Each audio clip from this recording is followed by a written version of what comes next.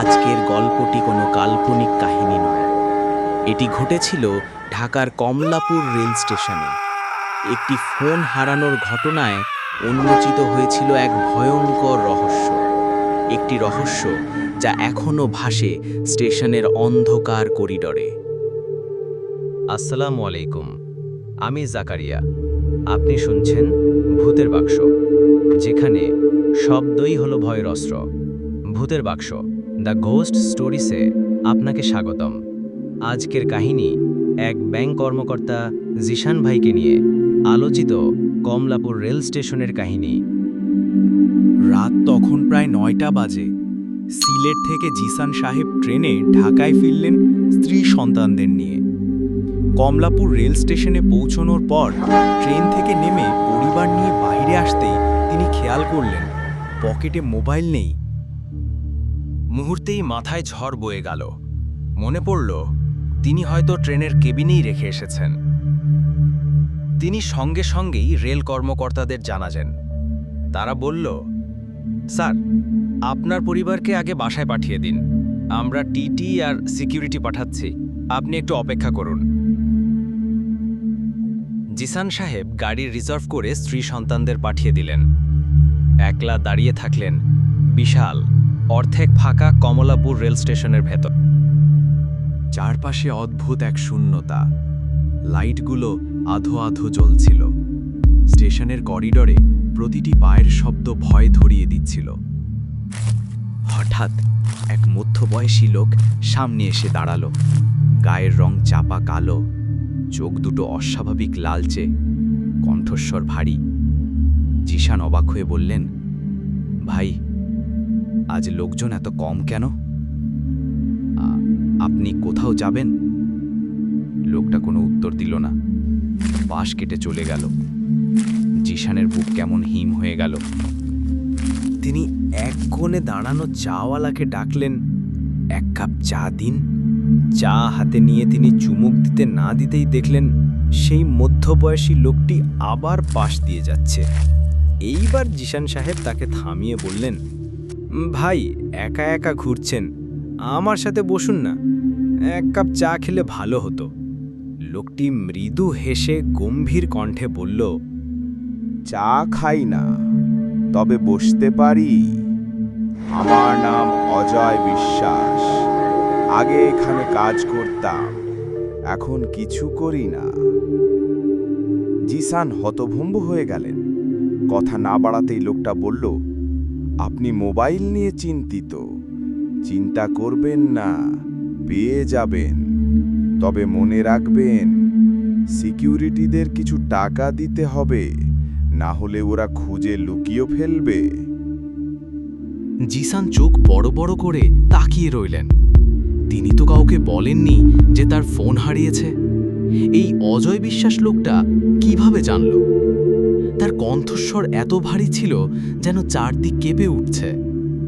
চাওয়ালা নীরব মুখে শুধু তাকিয়ে রইল, কিছু বলার সাহস পেল না। কিছুক্ষণ পর অজয় বিশ্বাস উঠে দাঁড়ালো, বলল, আপনি ফোন পাবেন, তবে সাবধানে থাকবেন। এরপর ধীর পায়ে রেললাইন ধরে হেঁটে অন্ধকারের দিকে মিলিয়ে গেল। ঠিক তখন টিটি আর সিকিউরিটি এসে হাজির হলো। তারা জিসান সাহেবকে নিয়ে গেল ট্রেনের কেবিনে। সত্যি, কেবিনে মোবাইল নেই। জিসান তখন মনে করলেন অজয়ের কথা। তিনি সিকিউরিটিদের ২,০০০ টাকা দিলেন, খুঁজতে বললেন। অল্প কিছুক্ষণ পর এক সিকিউরিটি ফিরে এলো হাতে মোবাইল নিয়ে। স্যার, এটা কি আপনার? জিসান দীর্ঘ শ্বাস ফেলে বললেন, হ্যাঁ, এটাই আমার। ট্রেন থেকে বের হয়ে তিনি আবার চাওয়ালার কাছে গেলেন। চা খেতে খেতে জিজ্ঞেস করলেন, ভাই, আমার সাথে বসেছিলেন যে অজয় বিশ্বাস নামের লোকটা, আপনি তাকে চেনেন? চাওয়ালা থতমত খেয়ে বলল, স্যার, আমি তো আপনাকে একা একাই কথা বলতে দেখেছি, আপনার পাশে কেউ ছিল না। আমি তো তাই অবাক হয়ে আপনার দিকে তাকিয়েছিলাম। একজন শিক্ষিত মানুষ হয়ে একা একা কথা বলছেন। জিশানের বুক কেঁপে উঠল। সেই রাতে তিনি আর কোনো কথা না বলে তাড়াতাড়ি স্টেশন ছেড়ে বেরিয়ে গেলেন। বাসায় এসে ক্লান্ত শরীরে শুয়ে পড়লেন। কিন্তু রাতের শেষ প্রহরে তিনি ভয়ঙ্কর এক স্বপ্ন দেখলেন। অজয় বিশ্বাস তার সামনে দাঁড়িয়ে আছে, চোখ লাল, দাঁত বের করে বিকট হাসি দিচ্ছে। আমি তোকে ছেড়ে যাইনি। জিশান ঘুম ভেঙে ঘেমে উঠলেন। তারপর থেকে টানা কয়েক রাত তিনি একই স্বপ্ন দেখতে লাগলেন। শেষ পর্যন্ত তিনি বাধ্য হয়ে এক আলেমের কাছে গেলেন। আলেম ঝাড়ফুঁক করে পানি পড়া দিলেন। তারপর থেকে ভয়ানক স্বপ্নগুলো ধীরে ধীরে বন্ধ হলো। কিন্তু আজও মাঝে মধ্যে গভীর রাতে ঘুম ভেঙে গেলে জিসান সাহেব স্পষ্ট শুনতে পান, আমার নাম অজয় বিশ্বাস, আমি এখনো আছি কমলাপুরের অন্ধকারে।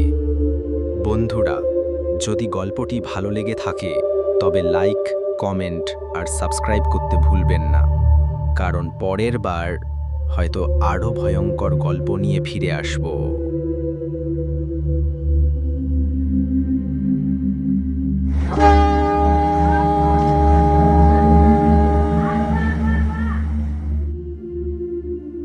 তুমি কি আমাকে চিনতে পারছো না? আমি তো তোমাকে চিনে ফেলেছি। আজ তোর একদিন কি আমার একদিন। প্রিয় শ্রোতা, আজকের রাতের আরও একটি কাহিনী শুরু হচ্ছে এক অভিশপ্ত সেতুর কাহিনী দিয়ে। যে সেতুর ওপারে নাকি লুকিয়ে থাকে রাতের যাত্রী। আপনি যদি সাহসী হন তবে শুনুন, কিন্তু সতর্ক থাকুন, হয়তো এই কাহিনী শেষ করার আগেই কেউ আপনার নাম ধরে ডাকবে। সিলেটের এক প্রত্যন্ত গ্রামে ছিল এক পুরনো কাঠের ব্রিজ। লোকেরা একে বলতো মৃত্যুর সেতু, কারণ বহু মানুষ নাকি এখানে হারিয়ে গেছে। গ্রামবাসীরা বলতো, যারা এখানে রাতে হেঁটে যায় তাদের পেছনে কেউ হাঁটে কিন্তু দেখা যায় না। সেদিন রাত 11টার দিকে শহর থেকে ফিরছিলেন একজন শিক্ষক। তার নাম মকবুল হোসেন। রিকশা থেকে নেমে তিনি ব্রিজের উপর দিয়ে হাঁটছিলেন।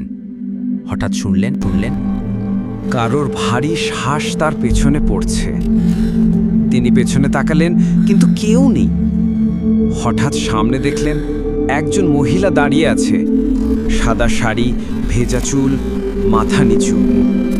ভাই, আমাকে একটু পার করে দেন। মকবুল সাহেব থমকে গেলেন, কিছু না বলে তাড়াতাড়ি হাঁটতে লাগলেন। কিন্তু সেই মহিলা হঠাৎ পেছন থেকে ডাক দিল, মকবুল, তুমি কি আমাকে চিনতে পারছো না? তিনি ফিরে তাকাতেই দেখলেন মহিলার মুখ ধীরে ধীরে লম্বা হচ্ছে, চোখ দুটো রক্ত লাল, আর ঠোঁট কেটে বিকট এক হাসি বের হলো।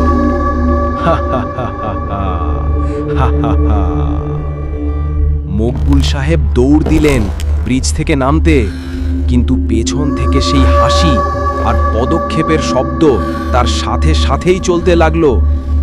পরের দিন সকালে গ্রামবাসীরা দেখতে পেল মকবুল সাহেব বাড়ি ফেরেননি। ব্রিজের মাঝখানে পড়ে আছে শুধু তার জুতো। মানুষজন ফিসফিস করে বলল, রাতের যাত্রী তাকে নিয়ে গেছে। আজও নাকি গভীর রাতে যদি কেউ সেই ব্রিজ পার হয়, তার কানে ভেসে আসে এক মহিলার কণ্ঠস্বর, ধীরে ধীরে নাম ধরে ডাকে, তুমি কি আমাকে চিনতে পারছো না? ভয় পেয়েছেন? তাহলে লাইক দিন, কমেন্টে লিখুন আপনার অনুভূতি, আর সাবস্ক্রাইব করে রাখুন, কারণ সামনে আসছে আরও ভয়ঙ্কর সত্য কাহিনী। আজ শেষ করলাম, আগামীকাল আরও ভয়ের নতুন কোনো কাহিনী নিয়ে আসব। ধন্যবাদ সাথে থাকার জন্য। আল্লাহ হাফেজ।